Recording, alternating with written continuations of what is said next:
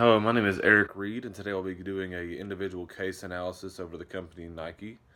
In this analysis, I will be looking over some internal aspects of the company, their background, history, what has brought them to this point, what they do well, what they do not do well, and then some external aspects of the company as well, such as their external environment, the industry, competitors, and things of that nature. So the company itself was founded in 1964 by Phil Knight and Bill Bowerman. It was founded under the name Blue Ribbon Sports. Whenever they first established their company, they kind of established that shoes was going to be their primary cornerstone of the business. They released their first shoe in 1979, but shoe sales didn't really take off as much until 1985 when they signed famous basketball star Michael Jordan to a contract, and that was their first athletic endorsement. So through various other athletic endorsements and from individual athletes and then collective sports programs, things of that nature, Nike grew from a small startup company to a company that's now worth over $10 billion, and they are the current leader in their market share in the industry. As far as their competitors, their two main competitors are Adidas and Reebok. Even though they're significant competitors, even Adidas and Reebok's market share combined does not uh, equal nearly the amount that Nike holds in the industry. Their main point of business strategy is an intensive growth strategy, which is made up of a few aspects. The first of that being aggressive expansion. Nike puts a pretty hard focus on expanding into more markets. That's been one of the main focuses over their company the past decade. They also focus on a diverse product mix. That's the foundation of Nike's current competitive advantage, trying to offer as many diverse athletic products as they can for nearly any sport in the industry. Product development, they are always coming out with new products, new lines of products. That's a tribute to the extensive research and development department that they have at the company. And then the cost effectiveness of their operations. They are always trying to be as efficient as possible with their operations to save money wherever they can. It leaves behind some financials for expansion whenever needed, and then when the expansion actually does happen, and helps to save them money whenever they are operating in the new country. So the five forces with Nike, the first being threat of new entrants is fairly a weak force. There's always new companies that are entering into the market. So at first, someone would think that is a rather strong force for the industry. But most of the companies that enter the market, they can't gain reputable market share. So it's not really much of a threat. Companies like Nike, Adidas, Reebok, things of that nature, they already own such a large brand recognition, and it prevents any of these startup companies from being able to establish any type of a market share or market power in the industry. Bargaining power of suppliers is also a fairly weak force for Nike.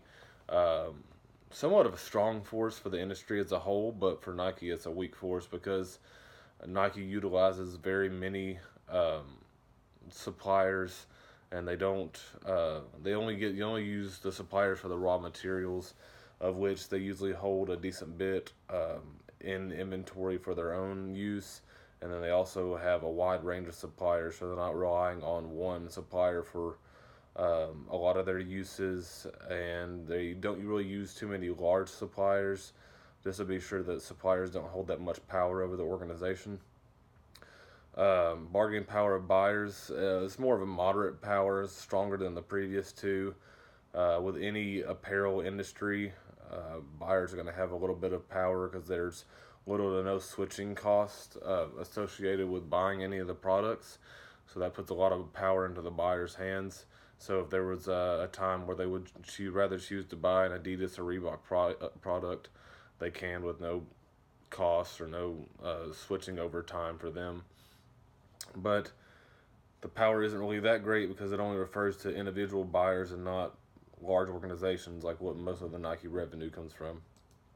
Um, Threat from substitutes is also a moderate power. Like I said, there's tons of companies that have joined the industry, many of them offering their products at a pretty reasonable price. So, I mean, if they wanted to choose another product instead of Nike, they could surely do that. And competition and rivalry is the strongest force in the Porter's Five Forces model.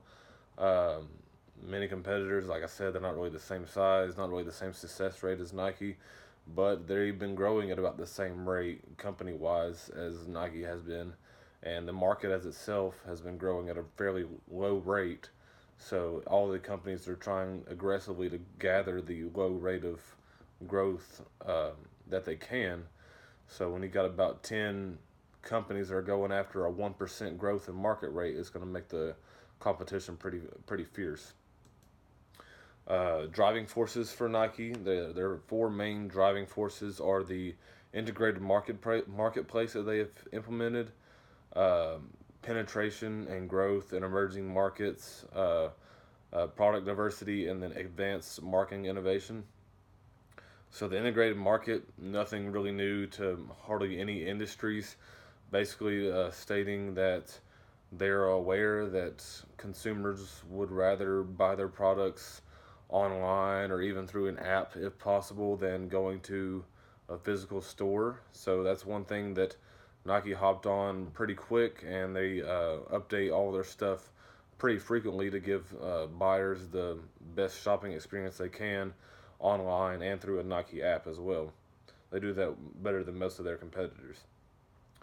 The emerging markets, Nike's expanded into more markets than any other business in the industry.